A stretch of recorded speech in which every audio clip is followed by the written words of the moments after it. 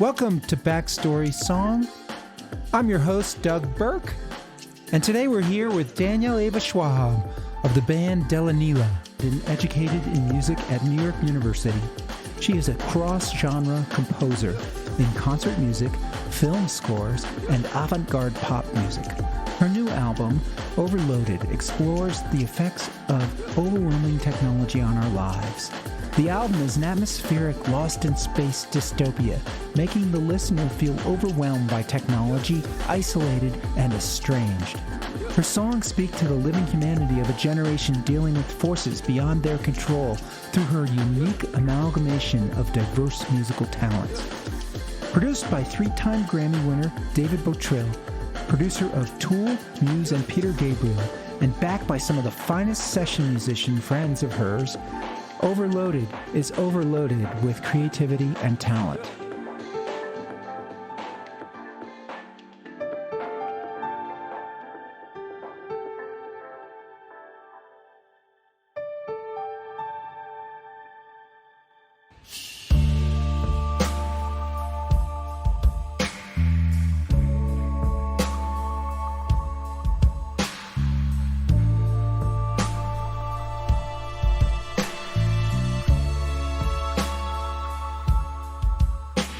It's been a while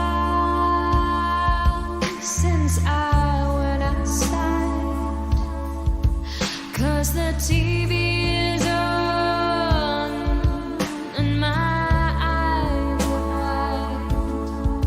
I'm beginning to feel that this false world is real, and I should stay inside.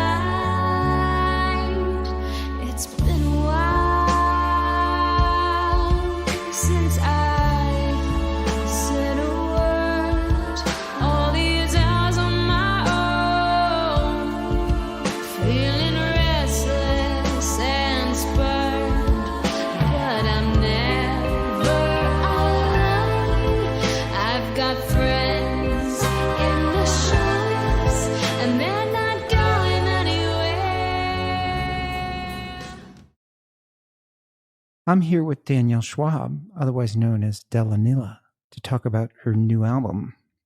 Danielle, do you prefer to be called Danielle or by your performance name? No, Danielle's great. It's a project really, rather than an alter ego. So I'm still going by Danielle. You know, normally I would talk about songs often in sort of chronology of your releases, but in this case, you've just released a song that is so timely, called It's Been a While Since I Went Outside. And in this pandemic environment that we all have been living in, I think everyone feels that sentiment. So could we start by talking about that new release?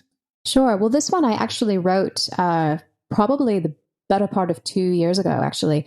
I kind of went through a phase in my life, career, all of the above, where I was really spending a lot of time just working from home on my own, as you know, so many creative people do, especially composers. Our lives are basically spent in solitary confinement with a computer screen, sort of sitting and banging our heads against the walls, trying to come up with musical ideas.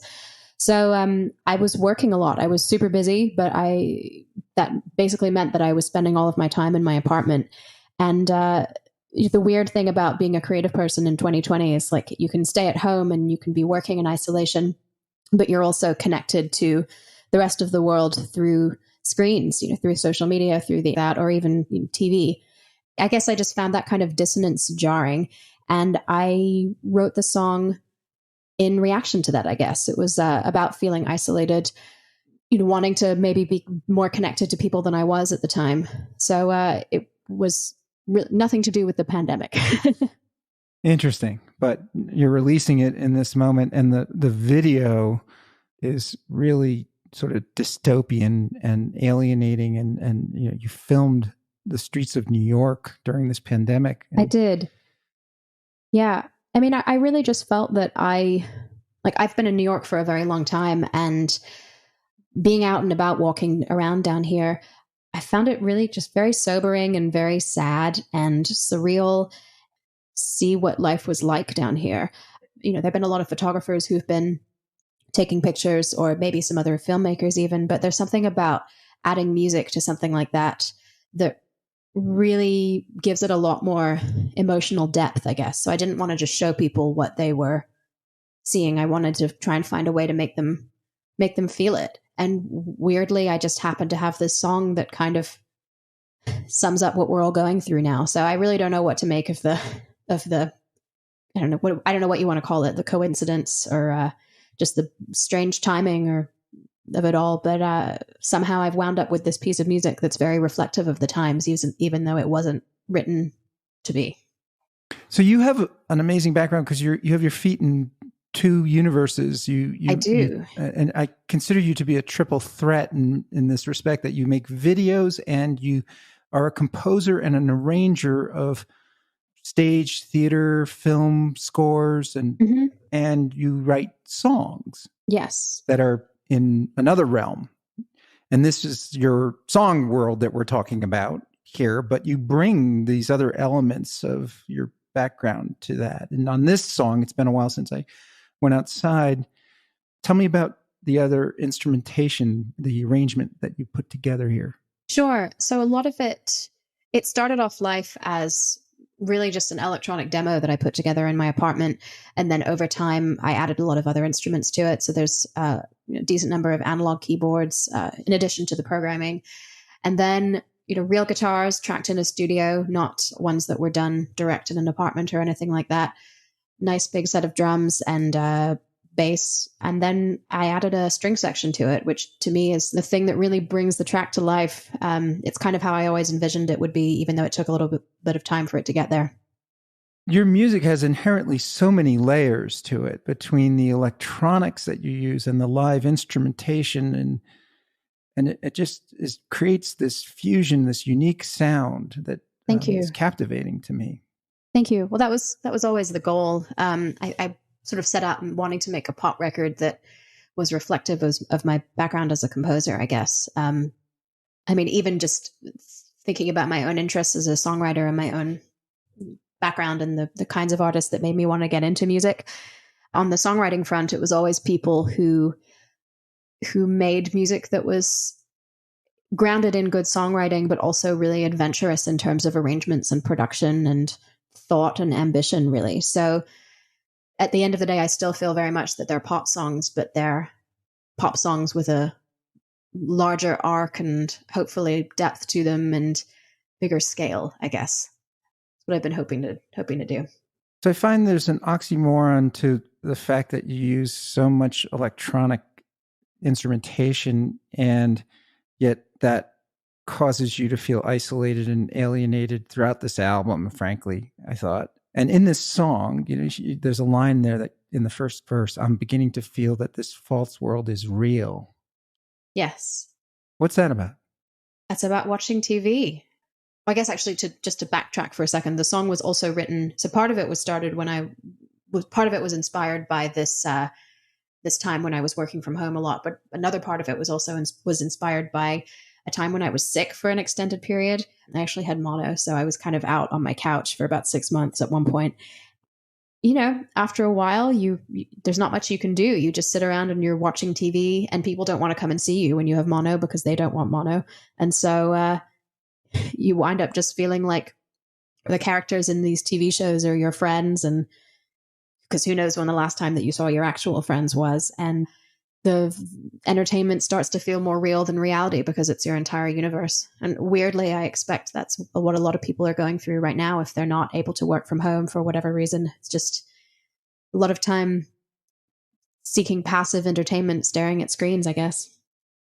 And in the break, you say, I'm in overload, which is the title of the album, but also the title of another song on the album.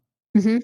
Do you feel overloaded, or is this a personal? It sounds like a very personal song. Yeah, at the time. I don't think I feel like that anymore, if I'm being completely honest. Or if I do, it's just I think I've just got so used to being overloaded with work and life that it doesn't even feel overwhelming anymore. Yeah, I did at the time. I think that the way that we I was going to say live, but it could be lived at this point because we have no idea what the world is going to look like when we come out the other side of this pandemic. But the way we have lived, and at least certainly in New York, everything is so fast paced. It's always, we should be doing more. We should be more successful. Why aren't we doing enough? Why aren't we this? Why aren't we that? And, you know, you're on phones all the time, and there's this constant influx of information, and the news cycle is so fast, and just the way we consume information now is, it's kind of just thrust in our faces at a relentless pace. And so that's what all of that was about. So both my personal situation, I suppose, but also hopefully reflective of the world at large. Interesting. I think you're the first artist that I've interviewed that I actually have to put the videos onto the website rather than just the Spotify song because Thank you. It's hard to comprehend the song, I think, without the video. Those pictures of New York and the empty park benches and Isn't it something? It's been pretty sobering being down here, I got to say. I've lived in New York for such a long time, and New York is basically synonymous with hustle and bustle and people and, you know, stuff that you don't even necessarily want to be confronting every day in the streets. And to see it empty is it just doesn't compute. It's incredibly surreal and both peaceful and kind of sad and tense at the same time. It's just a lot being down here. And I just felt like I had to capture it for that reason. It's just a moment in, you know, if it weren't for the pandemic, you'd have to spend a fortune to clear the streets to, right? You know, and pull permits to create these shots. You know, I know it's kind of this bittersweet thing that it's actual documentary of life today in New York. Well, that was what was so, not to make it sound like I think my work is the best thing on the planet or anything, but I find it sad still watching that video back and seeing all of these clips strung together. And also, I mean, something else to remember is that that's what I put into the video. There were probably, you know, another 50, 60 odd shots of streets that I have sitting on my hard drive. This isn't everything that I filmed. It's just what felt like it made sense in the edit. So Soho is very, very quiet. It doesn't become less strange the more you're down here. It still feels very weird. Yeah, let's hope it gets filled with people soon enough that are healthy.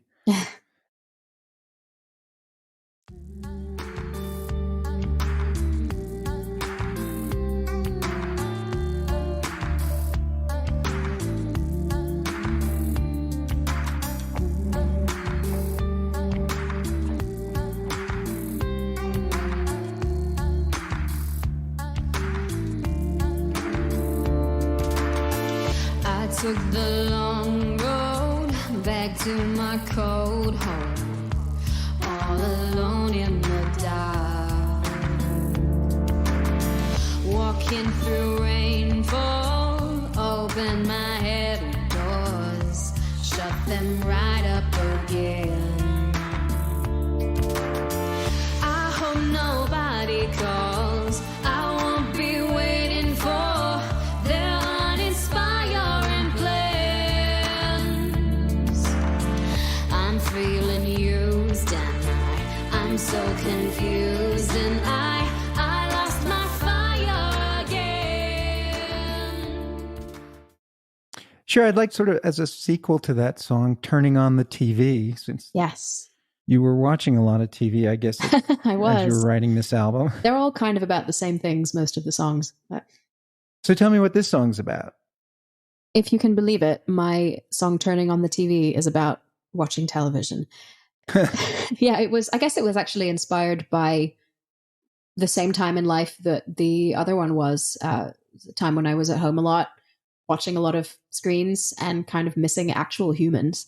It's probably the poppiest song on the record, I would say, but it also has the string arrangement on it that I'm most proud of, along with It's Been a While Since I Went Outside, I think. Yeah, no, the arrangements come out in a way that I'm very happy with there. And I also, that's got some of my favorite guitar work that I've done on it too. So all the solos are me, and there's a cool rhythm part in the verses that I've always kind of enjoyed. It feels a bit Radiohead-like when I play it. I love that. I wanted to ask you in this interview if that's your own guitar work or do you bring in session people, because It's both. it's a fascinating mix of electronica and guitar, so sort of old school and new school.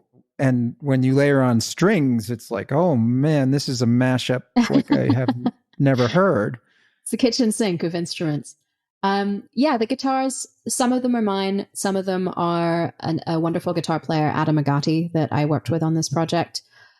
I mean, we could go through and I can tell you which parts are which if you want, but turning on the TV is, I think, mostly me, actually. Adam's got a couple of sort of noodly fill kind of things in the verses and then is playing some rhythm elsewhere, but most of the lead lines, actually all the lead lines aside from the one I just mentioned, are me. There's a handful of lines in the song that I love, like, I hope nobody calls I won't be waiting for their uninspiring plans. Well, what does that mean? I mean, it's kind of, I hope nobody calls I won't be waiting for. I don't know. Sometimes people ask you to do things and you just don't really feel like it and you'd rather stay at home. And watch TV. Yeah, I guess so. Another one is, I think I found God or something close enough in syndication and plastic parts. What's that about? That's my favorite lyric on the record. I'm glad you singled that one out. It's about, I don't know, I almost don't even want to say what it's about because I feel like it can mean a lot of things. What I will say is that it was inspired by this image I found of a kid sitting in front of a glowing television that had this really kind of ethereal halo-like look to it. It sort of had this feeling of being like a glowing beacon in the dark.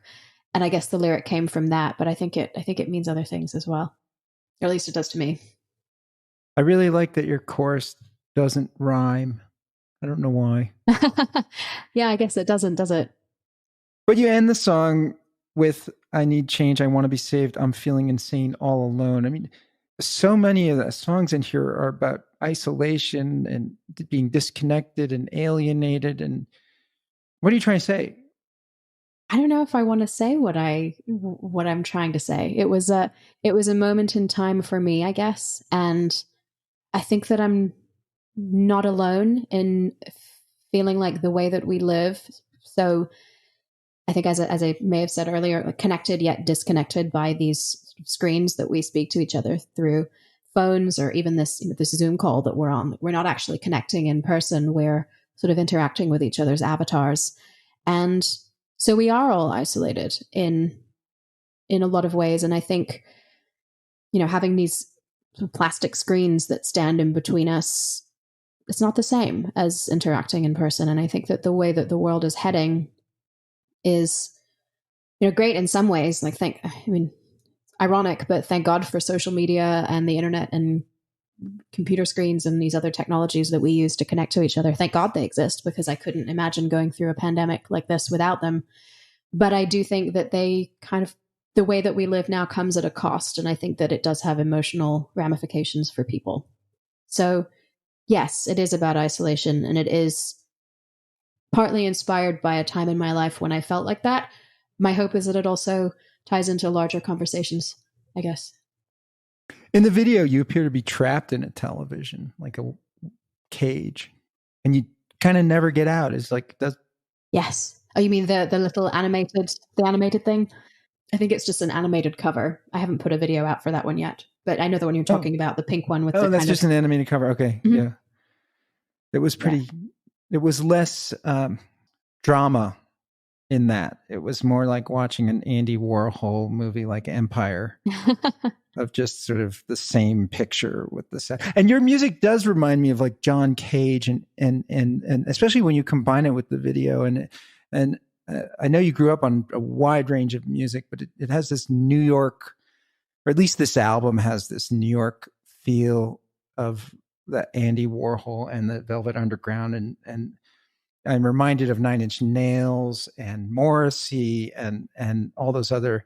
Well, you ran down a list of some of my favorites. So thank you. Am I? Okay. Yeah. Rebecca Spector, these people who write, even the whole grunge movement of Kurt Cobain and Pearl Jam, people who write these songs about being alienated. And so in the sense, you're really writing about the zeitgeist of your generation in a different way for me. Thank you. That's a really lovely compliment. I don't know if that's what you're after. I mean, I think setting out to make something that can speak for a generation is a dangerous game as a creative person. I think all you can do is hope that there's some kind of universality in the specificity of what you're writing, if that makes sense. You write about your own experiences and your own perspective in detail, and hope that other people see their lives in that, I guess. Yeah, I often talk in this podcast about the invisible language, the combination of words and sounds, and you actually layer in video with your talents. How a good song hits an emotion, and just because the emotion is alienating or isolating, it can still be a great song. And I think you do that on your work. Time Slips Away does talk about this alienation in very specific ways, getting isolated in the loneliest places.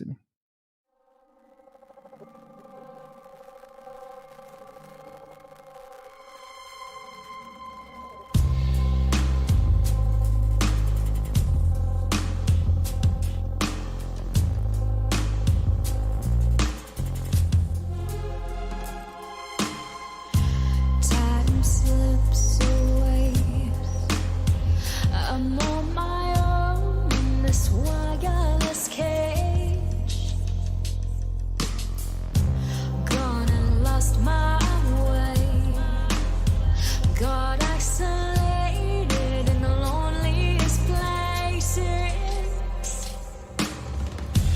I wonder when I'll wake up, when I'll open my eyes, watching friends fade into the strangest lives.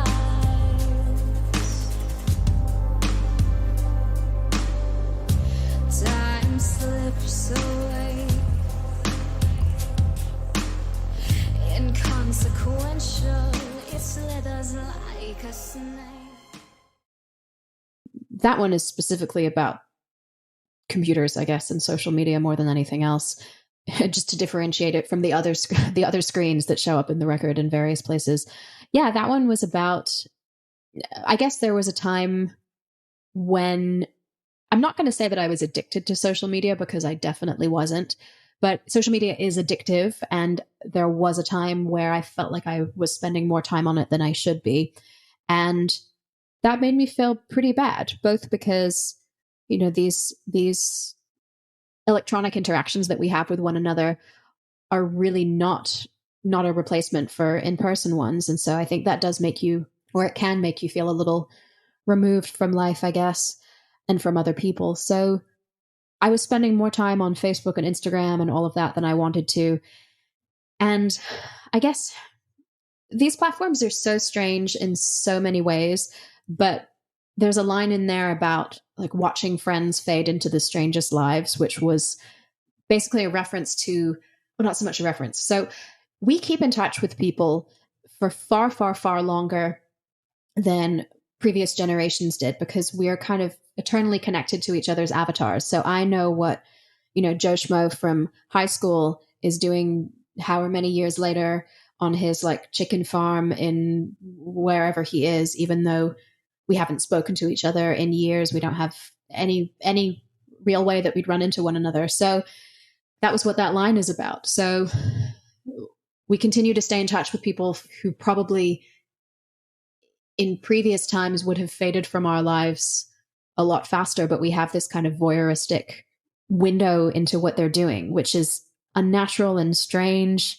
And then you also, just the fact that like social media is basically people posting highlight reels of their own existence and kind of trying to one up each other in many ways, which doesn't make people feel great. So it was about all of that. And then also really just written during the time that I was talking about before, where I was spending a lot of time by myself in a room trying to become a better composer. Artists in general like to talk about the 10,000 hours that they have to put in. So I guess a lot of this record was kind of inspired by that time, the time I was putting in my 10,000 hours or however many I've logged thus far, the time that you're spending trying to become a good artist, be a better guitar player, a better producer, a better arranger, composer, whatever, you're not leading sort of a standard existence. It's not a 9 to 5. It's quite monastic in a lot of ways. And so, yeah, you're on your own trying to become a better writer. Meanwhile, you're connected to Joe Schmo and his chicken farm. And it's weird. There you are in your room by yourself, connected to everyone that you've ever known through a screen. And that has an effect on people's psyche, I guess. And so that song is what it's about. And the reason that the lyric "time slips away" repeats at the top of every verse is because I wanted to convey a sense of like repetition and monotony, and this feeling of like hitting your head against the wall and it all being a little disorienting. And how long have you really been in here? And how long are you going to be in here? And all of a sudden I keep thinking about the pandemic again, because we're all probably asking ourselves the same questions at the moment. But that's originally where the song came from. So your chorus in this also has internal rhymes with no couplet rhymes. And I really love that about this. And in particular, I'm so tired, uninspired, lost in my hologram world. And then you use your echo voice, I call it. Many of the songs have this sort of, you put in parentheticals in your lyrics, but this echo voice, I call it this doppelganger voice. This, I don't know if it's a conscience in your head. I guess it's different in every song when you use it. I don't know if you were talking about, like, you repeat the line, "my hologram world." Yeah, I think I've always thought of that in that particular song as it's like the voice of the person lost inside the computer, I guess, which sounds completely insane now that I say it aloud, but that's how I thought of it. Is it like your conscience in your head, or is it like an evil twin, or is it this like like what it's like you're talking to yourself because you're going crazy because time's slipping away? Yeah, I've never given it that much thought. It was kind of just the creepy voice. It's some kind of inner voice or conscience or something, but it was processed because I wanted it to sound kind of digital and like a voice that was lost in the internet, I guess. Maybe we should all have that voice talking to us sometimes before we hit send after too much to drink on a text message or something. I mean, it might be hard to sleep late at night if that was if that was in your head all the time.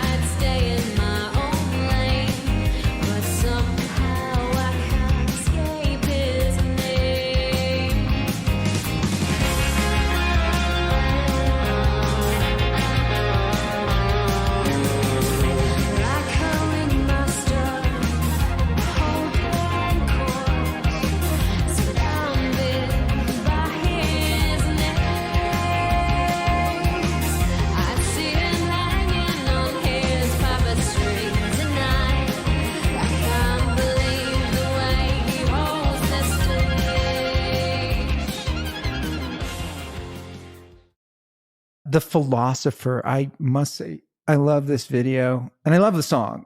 And it's actually one of my favorite songs on the album. And it's one of the only poppy songs, but it's got your sort of darkness, if you will.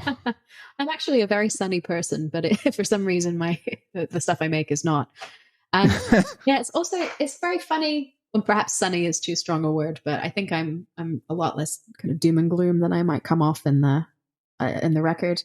It's also very funny to me that people keep saying that one is pop. I guess because it's fast, but when I made that, I thought it was the weirdest song on the record, and I thought like, here's this strange thing, and the fact that people put it in the pop box it continues to be surprising to me. The drum line on it reminded me of Neon Trees, and that's where I was. Maybe that was the connection I was making in my head. Yeah, no, you're not the only one. I'm just. It's so funny when you finish something and then you think of it one way, and then other people see it as something completely different. I mean, anything that you make in any genre is like that, but that song in particular has been very funny. Now, you've said in other interviews that this is about internet trolls. Yes, a little bit. Yeah. But it's not just about that. When I listened to it and read that, I kind of got that, but I thought it was, maybe that's where it was inspired from, but it's something bigger than that, I think. What is it about? Oh, but now I'm curious what you think it's about. See, this is more interesting to me. This is not about me. It's about you, Danielle. I know. Will you tell me afterwards? If I tell you, maybe you'll tell me. You don't have to tell me what a song's about. It's about feeling jealous of people on the internet, I guess.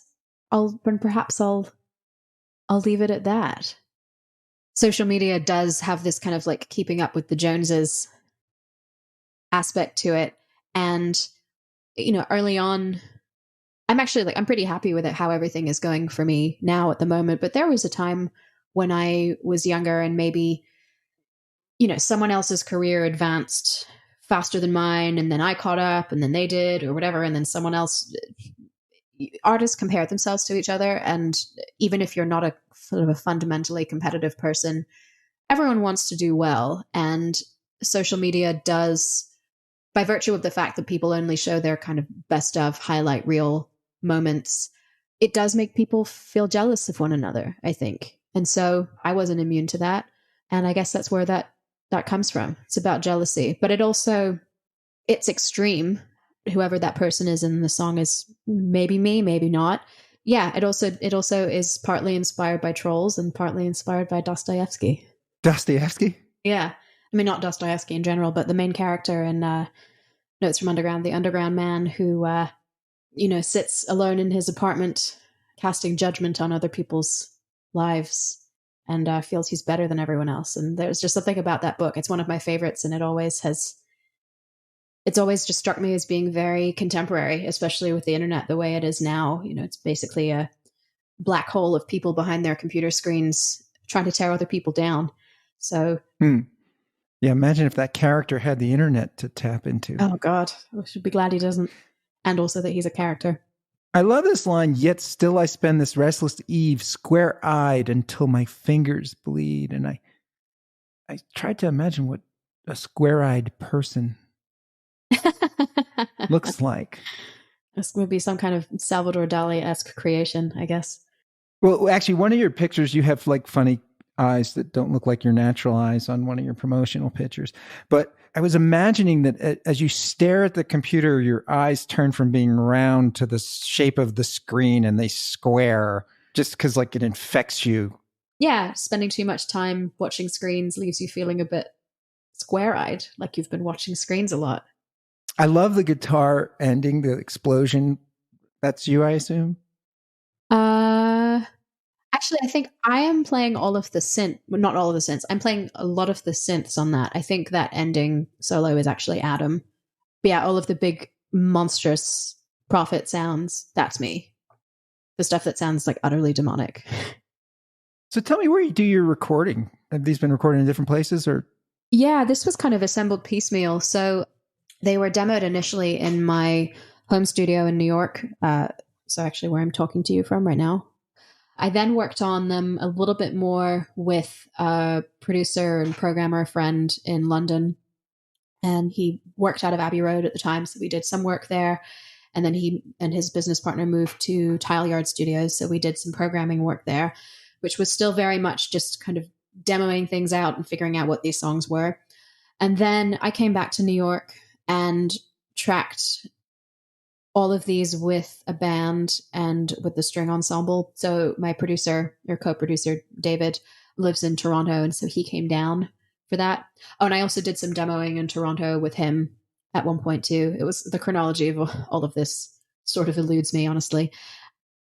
Yeah, so we tracked everything in New York at a couple of studios. One was Bunker and the other one was Atomic Sound. So we did all the guitars there, the basses, the drums, really anything, and the strings, obviously, really anything that just needed to be done in a studio. I think some keyboards there too. And my keyboards were all done at home because you can just record those direct. You really don't need to be in a studio to do them. And then I did all the vocals in Toronto, actually with the exception of Philosopher, which was done in my apartment when David was in New York. Yeah, everything was done in his studio in Toronto. And then we mixed the record up there for a while, and then I came back to New York. And actually, I think I went to LA as well. So, and then we did some remote mix sessions because David has a magical way of broadcasting what he's working on. He'd mix in Toronto, and I would monitor from New York or LA or wherever I was, and we finished the record that way. So, talking about working remotely through technology and screens and all that. Yeah, it was assembled piecemeal over several years, and a lot of people played on it, but I also played a lot myself too. It's amazing. You've been in some of the most amazing studios, legendary sound studios, both in New York and in London and Toronto. Did you get any inspiration from that, or do they all seem like the same after a while? Anytime you're in a studio is a good time because, for all I've been in a lot of them, I'm not in them every day. And especially with the way the music industry has evolved, so much stuff now is made in home studios that whenever you're in a real space with a proper live room, it's kind of a treat. So yeah, I've been in some great ones. I no longer walk into the door of a studio and my jaw doesn't fall on the floor or anything, but I still have a reverence for it and an appreciation. And just anytime I get to be in a recording studio, I'm happy. They're kind of sacred spaces in a lot of ways. Now, this is on your own label, which is called Zig Zig. Zig Zig. And you are kind of, is it fair to say, a leader of the New York up-and-coming music scene? I think more humble than that. I'll say it for you, but I don't know. Tell me about some of the other stuff you do to support up-and-coming musicians, both in the sort of classical world and in the pop, alternative, indie world. Sure. Well, currently I'm not doing a whole lot because I'm just quite busy with this project and then other commissions and some film scoring jobs that I'm doing. But I guess I really got my start. I ran an ensemble called Syzygy, which was kind of a concert series. And that's actually where Zig Zig came from. It was sort of some of those letters like thrown into a blender and mixed around. And yeah, I got my start because after I got out of college, I had no idea how on earth I was going to forge a career in music. And so I put together an ensemble of players, and then they played some of my music. They played other composers' music. And then that grew into booking sort of multi-act bills. And these were not necessarily like, they were kind of crazy and eclectic. So you'd have like a solo harp player, and then you'd have some guys soldering together musical instruments on an overhead projector who were actually amazing. And then someone playing theremin, and then you'd have a string quartet, and then like a chamber orchestra piece, not necessarily all on the same show, but just the point of it was always to be eclectic. And I started that because I obviously wanted a platform for my own work and a means to meet other musicians. But it was also really about supporting emerging voices at the time, I guess. And it's something I want to do more of when I have more free time, but it's being part of a creative community and supporting it and, being in conversation, both in terms of your work and then literally just like having a lot of conversations with other artists was always really important to me. So yeah, I had that group that ran for quite a long time. I still sometimes do productions with it. So maybe one or two a year. So I did a ballet. I don't even know what to call it. Sort of a ballet / interdisciplinary theater installation extravaganza that was kind of wild and had choreography. And somehow we got Google to pay for it, which was that's a whole other conversation in itself. But that one had some emerging composers on it too. And yeah, I mean, I guess even though it's not something I'm sort of consciously working towards at the moment, it has been something that's been important to me throughout my career. I like curating and finding voices and hopefully sharing them with the world. Well, we thank you for that. We thank you for your contributions to the artistic community and thank you. And the fact that you have your feet in so many different worlds. And are any of those people from that universe on this album, helping out on this album on the string sections or other things? Yeah, everyone I know who's playing strings. A couple of them I met for the first time on the session, but the vast majority of them are people that I know from my concert work. So there's Andy Lynn, who's a wonderful viola player who has been playing. I have this harp, flute, and viola trio that it's funny, actually. Like I wrote the piece in college, and for whatever reason, it's the piece of mine that gets performed the most. So, I guess I could have quit then because I suppose I peaked. But is that the Mare Licht? No, it's called Breathing Underwater. I have another album that I've made that'll be coming out sometime after this, which is chamber music. He's playing on that. So also Jenny Choi, who's just a beautiful, beautiful violinist who I've worked with on a few occasions now. I think we met doing a recording session for this BMI workshop I was part of. And then I've written a solo violin piece for her, which she's recorded, which is also, and shot a video for. She's done a string quartet that I've written. I can't remember. They're honestly, everyone I know. There's a cellist, Peter Sacken, who I played in a pit with at one point because I was kind of paying bills by doing a lot of musical theater work because I'm that rare guitarist who can read music as well. So I kind of fell into that right after I got out of school. So I met him there.